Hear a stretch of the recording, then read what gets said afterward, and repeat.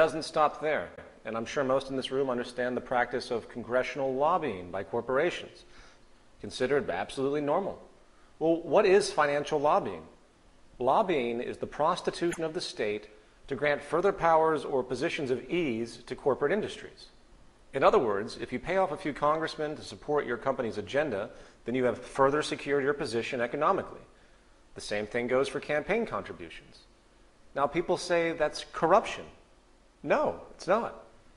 It's the free market at work. What else do you expect?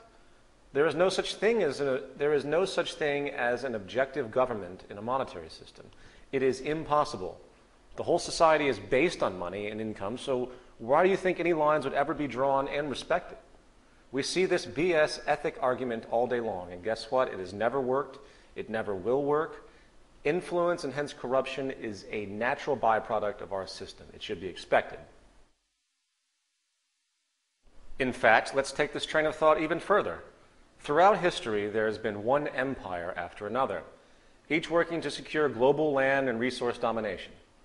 The central reason for war is for resources, profit, empire power, and trade monopolies. Governments are fundamentally no different in function than corporations when it comes to self-interest. The United States invasion of Iraq could be considered a hostile corporate takeover, in effect, for even the most naive individuals today know it had nothing to do with weapons or freedom or democracy for the people. I don't even want to belabor that issue, for it's just considered passé to even talk about it. It's not even in style. We're so used to this level of corruption that we just look the other way these days. However, I do want to clearly point out what war really has to do with if you have any inhibitions. It is for the conquering of resources, industrial profit, and empire expansion fundamentally. In the words of two-time Congressional Medal of Honor recipient Major General Smedley D. Butler, war is a racket. It always has been. It is possibly the oldest, easily the most profitable, surely the most vicious. It is the only one international in scope, and it is the only one where the profits are reckoned in dollars and the losses in lives.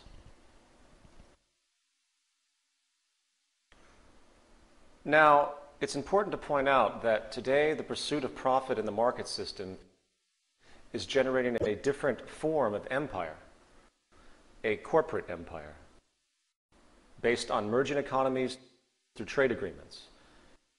It's called globalization. I think Jim Garrison, president of the State of the World Forum, put it quite succinctly.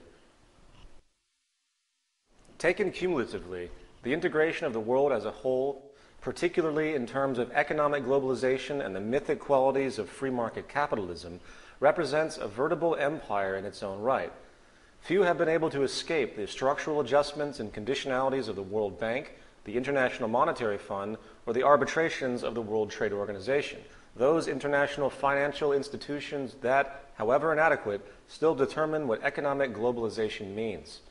Such is the power of globalization that within our lifetime, we are likely to see the integration, even if unevenly, of all national economies in the world into a single global free market system, hence empire. To put it gesturally, the propensity of the system is to create world monopoly. That is the gestural natural gravitation of the methodology and philosophy of the free market ideology itself. That is what the psychology sets up. I hope that's clear. It is based on strategic domination, and I think it's time people finally awaken to this. It isn't based on freedom, it's based on conquering. The core basis of social functionality in our society is inherently despotic. There is no such thing as an ethical transaction. Again, ethics and competition are incompatible. For the basis of seeking differential advantage for personal gain is wholly unethical in any civilization, leading perpetually to conflict and exploitation. Dishonesty is the mode of operation at every level, whether you realize it or not. And frankly, how anyone in their right mind could ever rationalize that a balanced, peaceful, sustainable, and productive world could ever come out of open competition, hence open warfare, from individuals competing against each other for work, to corporations battling each other for market share, to governments competing against each other for global economic dominance, is beyond me. We live in a paralyzing, detachment-promoting, self-serving system which generates parasites and prostitutes. Each one of us, due to the very nature of the monetary game, is forced into a position of submission, either to an employer, or a client. The basic goal is monetary acquisition, not service to social progress. We leech and exploit. Sadly, the only cooperation you'll tend to find these days, or actually ever since the system was created, was when there was a common enemy, meaning when a particular group works to fight against another, hence one corporation working to fight against another corporation. Advantage is dishonesty. I hope everyone thoroughly understands that. Moving on. I would like to address some other culturally common attributes of modern society, both institutional and ideological, which are rarely thought about in a holistic sense. This is going to be a little bit abstract, but I would like to show how the integrity of these current conventions are either outdated, polluted by the monetary system and self-interest, or are simply ignoring the root causes of the problems which these conventions are attempting to solve. The 4 points are: 1, laws, rights, and paper proclamations; 2, security; 3, government as we know it today; and 4, activism and so-called ethics. Laws, rights, and paper proclamations.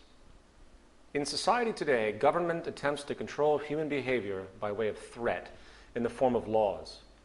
Little regard is given to the reasoning behind causes for these so-called criminal acts or socially offensive acts.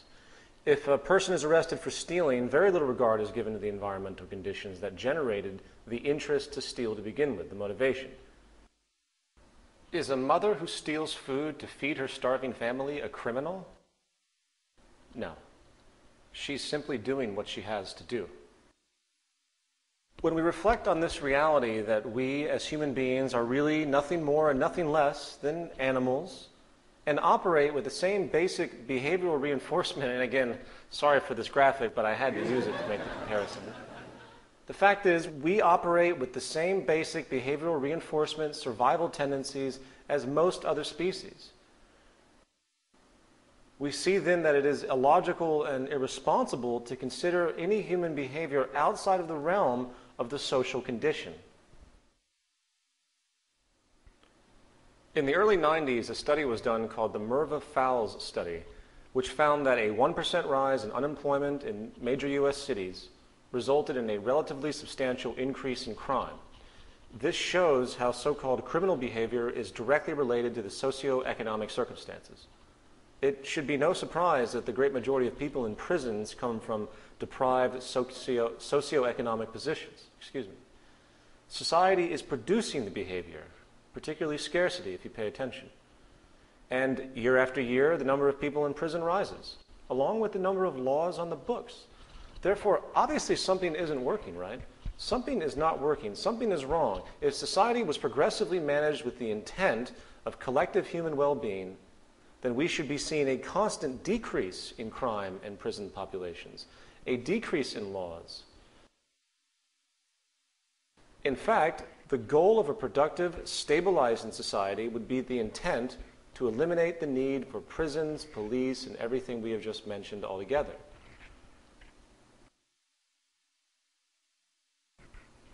I think Lisa Simpson put it best.